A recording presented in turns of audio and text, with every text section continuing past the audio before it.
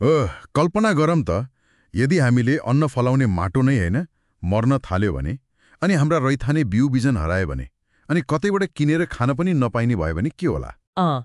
निकै डरलाग्दो अवस्था हुन्छ त्यो त। हो नि। कान्तिपुर दैनिकमा कृष्णप्रसाद पौडेलको एउटा विचार लेख आएको छ, राजनीतिसँगै हावापानी र माटो पनि विषाक्त शीर्षकमा। यसले यस्तै सम्भावना देखाउँछ। आज हामी यही लेखमा अलि गहिरिएर कुरा गरौँ न। कसरी नेपालको कृषि क्षेत्र एउटा सङ्कटतिर गइरहेको छ र यसको पछाडि एउटा खास किसिमको सोच छ भनिएको छ। हो, त्यो लेखले भनेको मुख्य कुरा नै त्यही हो, खन्चुवा कृषि चेत। यो शब्दले के बुझाउँछ भने प्रकृतिलाई दोहन मात्रै गर्ने, तत्कालको नाफा हेर्ने, तर माटोको स्वास्थ्य, भोलिको पुस्ता केही नहेर्ने प्रवृत्ति। खन्चुवा मतलब सोसेर लिने मात्र। ठ्याक्कै। लेखकको तर्क के छ भने यही खन्चुवा सोच हावी भयो, जसले गर्दा हाम्रो जुन परम्परागत प्रकृतिसँग मिलेर गर्ने खेती थियो नि त्यो कमजोर भयो अनि आधुनिक औद्योगिक खेतीको नाममा झन समस्या थप्यो। भनेपछि आज हामी यही केलाउँदैछौँ, यो सोचले कसरी हावा, पानी, माटो, हाम्रो खाना सबैलाई असर पार्यो अनि यसको सामाजिक आर्थिक असर के देखियो। हो, त्यसैमा केन्द्रित रहौं। लेखमा भनिएको छ माटो मरिरहेको छ, हावापानी प्रदूषित छ। यी त निकै गम्भीर कुरा भए। यो खन्चुवा चेतले व्यवहारमा कसरी यस्तो अवस्था ल्यायो होला? लेख अनुसार यो चेतले के गर्यो भने कृत्रिम मल, एकदमै कडा विषादी अनि नपुंसक बिउ, मतलब हरेक पटक किन्नै पर्ने फेरि रोप्न नमिल्ने खालको बिउको प्रयोग ह्वात्तै बढायो। हरेक पटक किन्नुपर्ने बिउ। हो, अनि फेरि खनिज ऊर्जामा चल्ने महँगो यान्त्रिकरणलाई प्राथमिकता दिइयो। परिणाम के भयो त भन्दा माटोको उर्वरा शक्ति घट्यो, पानीका मुहानहरू प्रदूषित भए, हाम्रो खाना विषाक्त बन्दै गयो। अनि खानामा परनिर्भरता पनि बढ्यो भनिएको छ, होइन?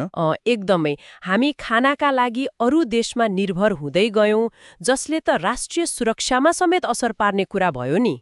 अनि त्यो यान्त्रिकरणको कुरा पनि आयो। एकातिर आधुनिक खेती भन्ने, अर्कोतिर त्यसले किसानलाई झन् मर्कामा पारेको जस्तो देखिन्छ नि। बिल्कुल। लेखले के भन्छ भने त्यो जथाभावी ल्याइएको यान्त्रिकरणले धेरै साना किसानको रोजगारी खोस्यो, उनीहरूलाई ऋणमा डुबायो अनि वातावरणमा पनि नराम्रो असर पर्यो। यो त भयो एउटा पाटो, तर यसले नीतिगत र संरचनागत समस्या पनि देखाउँछ के। कस्तो नीतिगत समस्या नि? राज्यको तहबाटै कमजोरी भएको देखिन्छ। हो। लेखमा त आरोप नै छ कि सरकार, सम्बन्धित निकायहरूले नेपालको जस्तो विविधता छ नि, भूगोल, समाज त्यस्तो सुहाउँदो कृषि प्रणाली विकास गर्न चासै दिएनन्। अनि के गरे त? बरु खास किसानलाई सहयोग गर्नुको सट्टा पैसा कमाउने मात्र सोच्ने झोले किसान, मतलब खेती नगर्ने तर पहुँचको भरमा सरकारी अनुदान खानेहरू अनि बिचौलिया, उनीहरूलाई पोस्ने काम भयो रे। अनि त्यो 6 दशक लामो भूमि सुधारको कुरा पनि खोक्रो भयो। जमिन हुनेले खेती नगर्ने, तर जो गर्न चाहन्छ, जो भूमिहीन किसान छ, उसँग जमिन नहुने, यो अवस्था उस्तै रह्यो। यसो हेर्दा त वास्तविक किसान, खास गरी महिलाहरू जो अहिले पनि कृषिमा धेरै हुनुहुन्छ, उहाँहरूको अवस्था त झन् गाह्रो देखियो नि। लेखले यसबारे के भन्छ?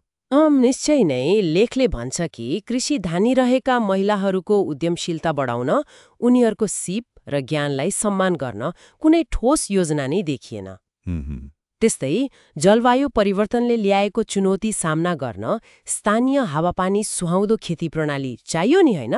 अनि रैथाने बिउ, हाम्रा पशुपंखीका नस्ल, यिनको संरक्षण गर्ने कुरामा ध्यानै गएन।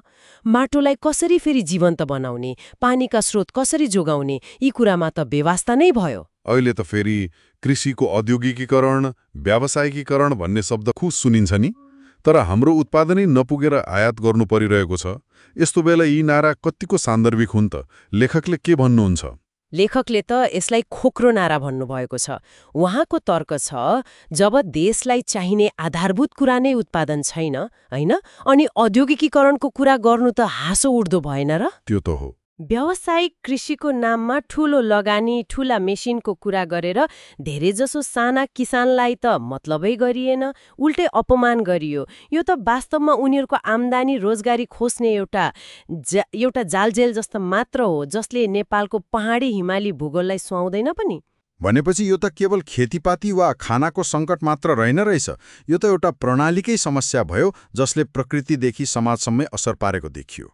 हो, लेखकको निचोड त्यही हो। यो खन्छुवा कृषि चेतले जन्माएको एउटा समग्र सङ्कट हो। यसले प्रकृति दोहन, वातावरण विनाश, जैविक विविधताको नाश मात्र गराएन, समाज र राजनीतिलाई समेत विषाक्त बनायो। यो यस्तो सोच हो जसले पैसालाई नै सबैभन्दा माथि राख्यो, खाना, प्रकृति, मान्छेको स्वास्थ्य भन्दा पनि माथि। अनि जीवन धान्ने जुन हाम्रो मौलिक कृषि संस्कृति थियो त्यसलाई त किनारा लगाइदियो। कान्तिपुरमा प्रकाशित यो लेखले आधुनिकताको नाममा भित्रिएको यो खन्छुवा चेतले कसरी किसानको जीविका, हाम्रो खाद्य सुरक्षा, वातावरणको स्वास्थ्य अनि अन्तिममा त राष्ट्रिय स्वाभिमानमै धक्का पुर्याएको छ भन्ने एउटा गम्भीर तस्बिर देखाउँछ। अनि लेखकले निकै जोड दिएर भन्नुभएको छ, यदि नेपालको आफ्नै परिवेश सुहाउँदो प्रकृति मैत्री कृषि प्रणालीमा फर्किएनौँ भने खाद्य सङ्कटको यात्रा झन् डरलाग्दो हुनेछ। फर्किन सकेला त? खै, त्यसमा शङ्का छ। विगत 40 वर्षको अनुभव हेर्दा विभिन्न स्वार्थ समूहका कारणले नीति बनाउनेहरूले यो सही बाटो समात्लान् भन्नेमा शङ्का व्यक्त गरिएको छ लेखमा। अन्त्यमा यो छलफललाई बिट मार्दा लेखकले एउटा प्रश्न छोड्नु भएको छ, सबैलाई सोच्न बाध्य बनाउने।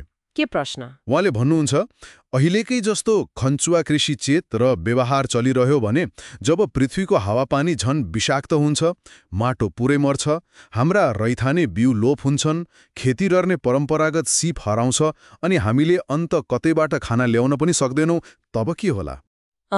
यो त निकै गम्भीर प्रश्न हो।